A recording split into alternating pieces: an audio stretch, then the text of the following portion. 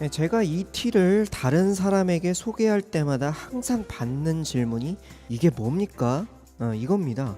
저는 그러면 그저 단순하게 이렇게 대답하죠. 이 티는 당신의 몸을 해독시켜주고 정화시켜줘서 자연스럽게 체중을 줄여준다고요. 또 이 티는 앞날에 닥칠 질환과 병환을 예방토록 해주는 제품이라고 이야기합니다. 그 다음 단계로 저는 이 놀라운 아이어소티에 함유된 강력한 허브들에 대해 차례로 설명합니다. 그 첫 번째는 호랑가시나무입니다. 호랑가시나무는 오래전부터 소화불량과 위장장애에 도움을 주고 편두통과 같은 만성통증, 관절염, 여성의 생리통 치료제로 잘 알려져 왔습니다. 관련된 논문도 허다합니다. 호랑나가시나무는 혈액순환을 도와주고요. 최근에는 에이즈 환자들의 면역력을 향상시키는 일에 사용하려는 연구가 활발히 진행되고 있기도 하죠. 다음 생강은 아주 잘 알려진 뿌리 채소입니다. 아마 여러분도 식당 같은 곳에 가서 여러 차례 맛을 본 적이 있으실 겁니다. 우리는 생강을 모든 요리에 넣어 먹지는 않습니다. 많은 사람들은 생강이 몸에 얼마나 좋은지 잘 알지 못하고 있죠. 생강은 세포 조직의 소염에 좋다고 잘 알려졌고요. 구토증을 가라앉히기도 하고 또 습관성 궤양 치료에 외에 면역력도 향상시켜줘서 우리 몸이 감기나 바이러스성 독감과 잘 싸울 수 있도록 만들어주기도 합니다.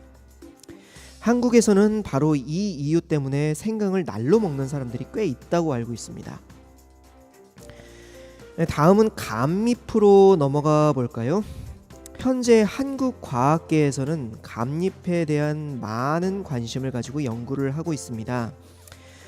그 내용을 한번 살펴보게 되면요. 감잎은 녹차보다 비타민C가 30배나 더 많이 함유되어 있습니다. 마그네슘도 상당히 높은 용량으로 함유되어 있고 칼슘도 우유 한 컵보다 5배나 높게 함유되어 있습니다.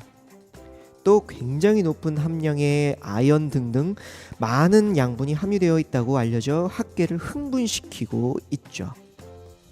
또한 최근 새로운 연구 결과에 따르면 감잎 추출물이 실험쥐의 암세포를 감소시키는 작용을 보여주고 있다고 합니다. 이제 몰약에 대해서 말씀드릴까요? 몰약은 수천 년을 두고 내려온 약초로서 건강에 좋은 작용이 다양해서요. 그 관련 자료들도 굉장히 많습니다. 좀 더 설명을 드리자면 몰약은 우리 몸의 조직 중에서도 특히 기관지, 목, 편도선과 잇몸 조직 등의 항염작용을 활성화시켜주며 항산화작용, 항세균 작용이 있어서요. 붓거나 염증이 난 조직에 아주 이상적인 약초라 하겠습니다. 다음 약초는 호랑가시나무와 유사한 엉겅퀴라는 식물입니다. 많이 들어보셨죠? 엉겅퀴는 앞에 호랑가시나무와 비슷한 작용을 하는데요. 한 가지 더 해보자면 간의 정화와 또 혈관의 순환 작용에 도움을 준다는 겁니다. 또 다음 성분에 대해서 또 설명을 해보도록 하겠습니다. 파파야가 있습니다. 파파야는 세계 열대지방 곳곳에서 나는 과일입니다. 그중 유명한 나라는 태국인데요. 그곳 사람들이 이 과일을 먹기만 하는 것이 아니라 피부 트러블에도 쓰고 있다는 것을 아는 사람은 그다지 많지 않을 겁니다. 저는 저만의 치료 방식으로 파파야를 두드러기나 무좀, 백선, 대상포진 외에 어떤 종류의 피부병에든지 쓰고는 했는데 아주 좋은 효과를 내더라고요. 이렇게 파파야는 우리 피부에 아주 좋은 과일입니다. 게다가 이 과일은요, 우리 몸에 기생할 수 있는 모든 기생충 종류의 98%의 기생충을 박멸을 시켜줍니다. 이해하시겠습니까? 이제 카모밀로 넘어가 볼까요? 카모밀은 미국에서 아주 유명한 허브입니다. 제가 어렸을 때 열이 있거나 감기에 걸리거나 목이 아파할 때 몸살로 오한과 통증에 시달리게 되면 할머니가 끓여 먹여주시던 차인데요. 보통 감기나 독감에 도움이 되는 허브입니다. 우리 몸을 아주 편안하게 쉬게끔 해주는 약초기도 하죠. 네, 이번엔 마시멜로라고 하는 허브에 대해서 간략하게 말씀드리겠습니다. 여러분이 흔히 아시고 있는 마시멜로가 아니고요. 이거는 양아욱이라고도 불립니다.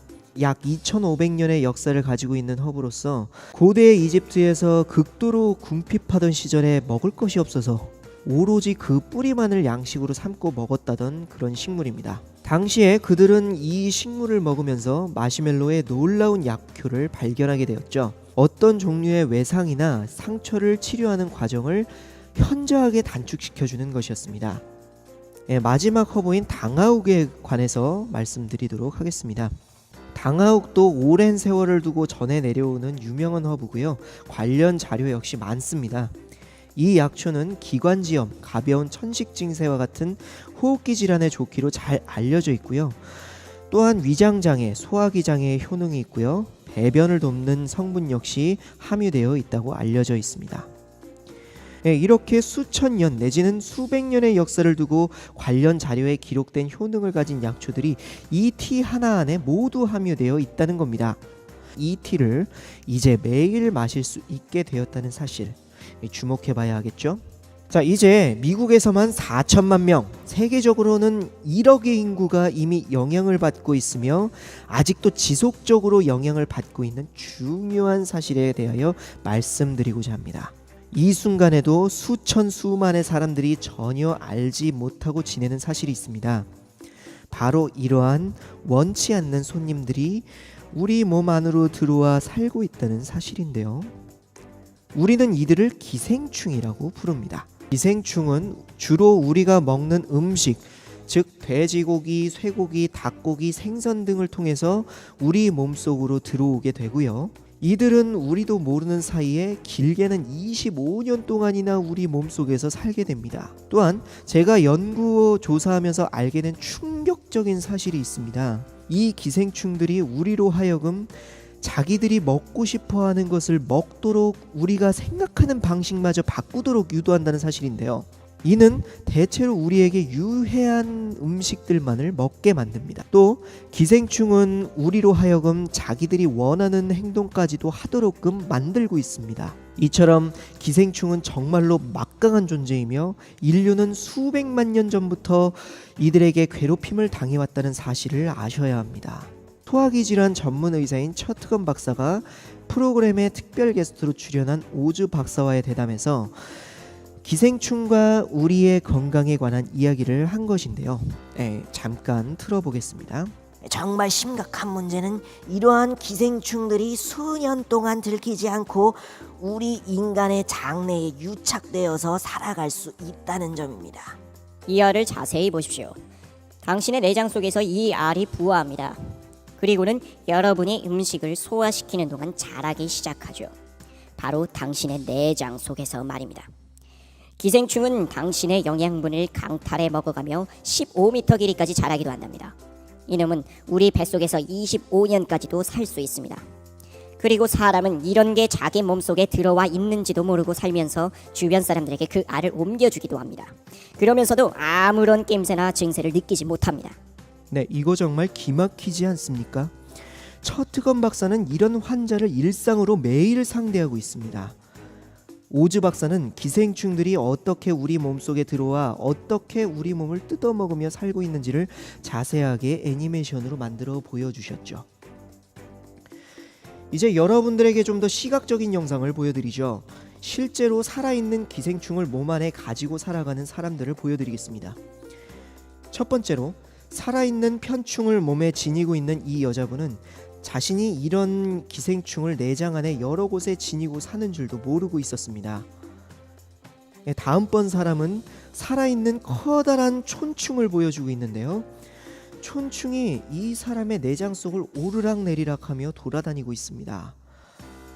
이렇게 끔찍한 기생충은 살아있는 사람이 항상 가지고 살아갈 수 있는 이렇게 실질적이고도 심각한 문제라고 할 수 있는 겁니다. 이런 이야기는 일단 여기까지만 하고 이제 좀 다른 이야기를 해보겠습니다. 이번엔 이 티가 우리 몸을 깨끗이 정화시키는 작용에 대해서 말씀드려 보겠는데요.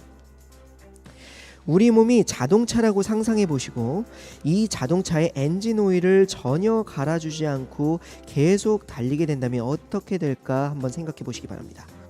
네, 우선 첫째로 엔진에 문제가 생길 것이고 다음엔 또 다른 부분이 문제가 생기고 그러다 결국에는 차가 멈추게 되고 차는 완전히 고장이 나버리게 되겠죠. 이 차는 죽는 겁니다. 우리 몸도 마찬가지입니다. 우리 몸에 쌓여있는 모든 찌꺼기와 지방 그리고 우리가 먹는 음식물을 정기적으로 빼내주지 않으면 우리 몸도 멈추게 되고 문제가 생기게 되면서 건강이 악화되고 결국엔 죽어버리고 말겠죠. 우리는 기생충도 제거해 주어야 하고 우리 몸을 정기적으로 깨끗이 정화시켜 주어야 합니다. 우리가 먹는 패스트푸드나 불량식품 등을 통해 쌓이게 된 지방이나 축적된 찌꺼기 등을 정화시키고 해독시켜 주지 않으면 안 된다는 것이지요. 또한 건강한 식품만을 먹는 건강한 사람들 역시도 정기적으로 몸을 깨끗이 정화시켜 줘야 합니다. 그 사람들에게도 예외 없이 기생충이 생길 수도 있고 또 내장 안에 지방이나 찌꺼기가 축적될 수도 있다는 이야기죠. 아시겠습니까? 그러므로 우리는 우리 몸을 정기적으로 정화해 줄 필요가 있다는 겁니다. 우리가 정기적으로 먹고 마시고 하면서 살아가고 있기 때문이죠.